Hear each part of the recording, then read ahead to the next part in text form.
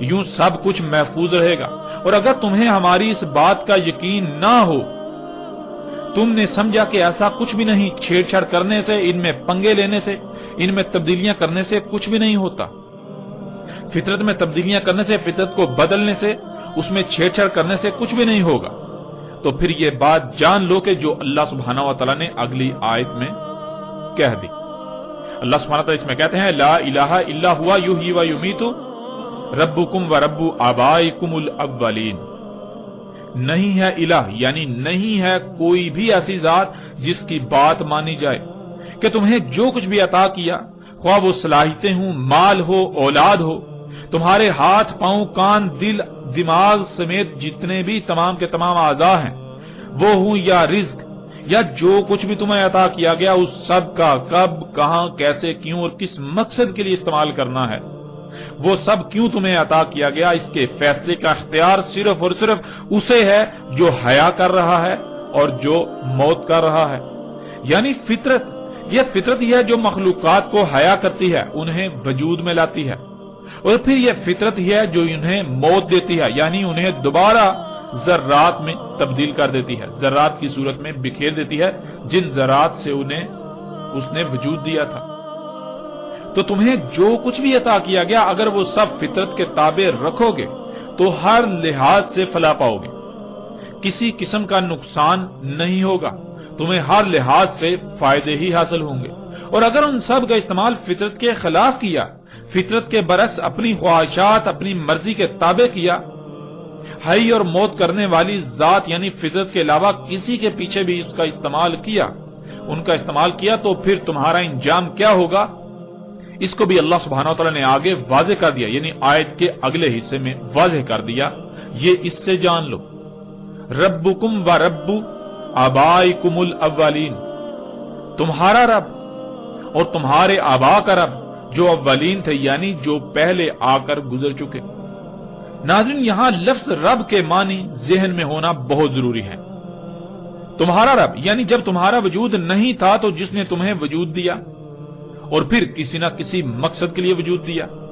جس مقصد کے لیے وجود دیا سب کچھ واضح کر دیا، جیسا کہ پیچھے سب واضح ہو چکا کہ خواہ کچھ بھی ہو جائے، فطرت پر قائم ہونا ہے ہر طرف سے کٹ کر، بالکل یک رخ ہو کر، فطرت میں کوئی تبدیلی نہیں کرنی، فطرت میں کوئی چھیڑ چھاڑ نہیں کرنی، ورنہ تمہارا انجام کیا ہوگا، وَرَبُّ آبَائِكُمُ الْأَوَّلِينَ، تمہارے آبا کا رب یعنی جو زمین میں تم سے پہلے آباد تھے، انہیں بھی یہی ذات وجود میں لائی تھی، اور ان پر بھی یہ سب واضح کیا تھا، اور انہوں نے کیا کیا، اور پھر ان کا انجام کیا ہوا، یہ سب تمہارے سامنے واضح کیا جا چکا۔ ناظرین، کون ہیں آبائکم الاولین؟ ذرا غور کریں، وہ کون لوگ ہیں جو موجودہ قوم سے پہلے زمین پر آباد تھے، جو اس قرآن کے نزول سے پہلے دنیا پر آباد تھے، دنیا سے ہو کر گزر چکے۔ جب آپ غور کریں گے تو آپ کے سامنے دو طرح کے لوگ آئیں گے، آپ کو دو طرح کے لوگ نظر آئیں گے۔ ایک وہ جنہیں قرآن رسول، نبیین، صدیقین، شہداء اور صالحین قرار دیتا ہے، اللہ کے بھیجے گئے رسول اور ان کے ساتھ دینے والے، ان کی اطاعت کرنے والے، اور دوسرے وہ جنہیں قرآن مفسدین قرار دیتا ہے، جو ذلت امیز ہلاکتوں کا شکار ہوئے، قوم نوح، قوم عاد، قوم سمود، قوم لوط، قوم شعیب اور آل فرعون وغیرہ۔ یہی ناظرین اللہ سبحانہ و تعالی یہاں کہہ رہا ہے کہ اب فیصلہ تمہارے اپنے ہاتھ میں ہے، کہ جو کچھ تمہیں آسمانوں، زمین اور جو کچھ بھی ان میں ہے ان کے بارے میں بتایا گیا،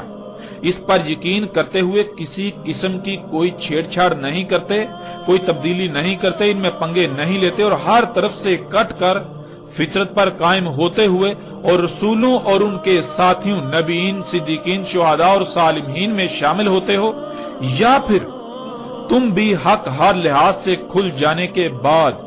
یقین کرنے کے بجائے یہی کہتے ہو کہ نہیں، زمین و آسمانوں میں پنگے لینے سے کچھ نہیں ہوگا، ان میں تبدیلیاں کرنے سے کچھ نہیں ہوگا، ایسا کچھ نہیں، جو جی میں آئے کرو، جو جی چاہے کرو، اللہ کی آیات میں جو کہ اللہ کی مخلوقات ہیں ان میں چھیڑ چھاڑ کرو،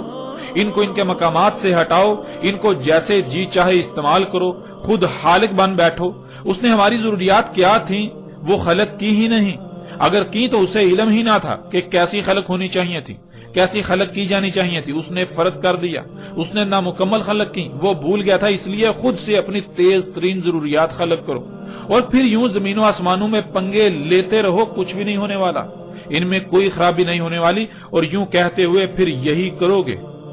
اگر ایسا کرتے ہو تو پھر تم اپنے آبا، کون ہے تمہارے آبا؟ تمہارے آبا ہے قوم نوح، قوم عاد، قوم سمود، قوم شعیب، قوم لوط اور آل فرعون، ان کا انجام بھی ذہن نشین کر لو۔ جس طرح وہ عبرت کا نشان بنا دیے گئے، بالکل عین اسی طرح تم بھی تمہارے آبا کی طرح عبرت کا نشان بنا دیے جاؤ گے۔ جیسے انہوں نے آسمانوں، زمین اور جو کچھ بھی ان میں ہے، ان میں تبدیلیاں کی، جس سے زمین و آسمانوں میں فساد ہوا اور بالآخر بڑی بڑی تباہیوں کی صورت میں ظاہر ہوا اور وہ ہلاک ہوئے، بالکل وہی تمہارے ساتھ بھی ہوگا۔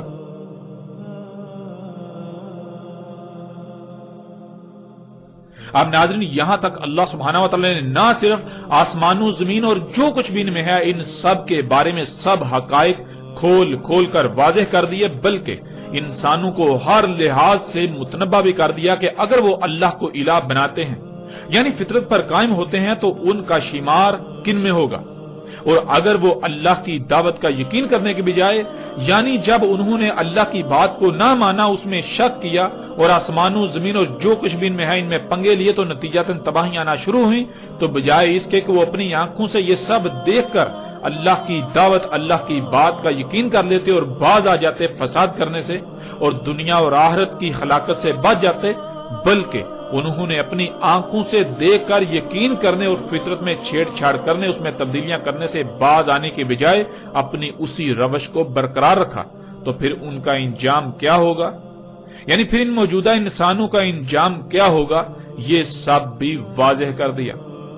ان کا انجام بھی بالکل وہی ہوگا جو ان سے پہلے ان کے آبا کا ہو چکا۔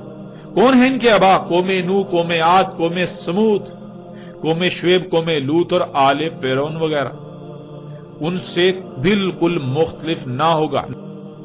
ان کی حالت بھی بالکل انہی کی طرح کی ہوگی، ان کے ساتھ بھی بالکل وہی کیا جائے گا، وہی ہوگا جو ان کے ساتھ ہوا۔ اور ان کے ساتھ کیا ہوا؟ اللہ سبحانہ و تعالیٰ نے قرآن میں بار بار یہ بات کھول کھول کر واضح کر دی۔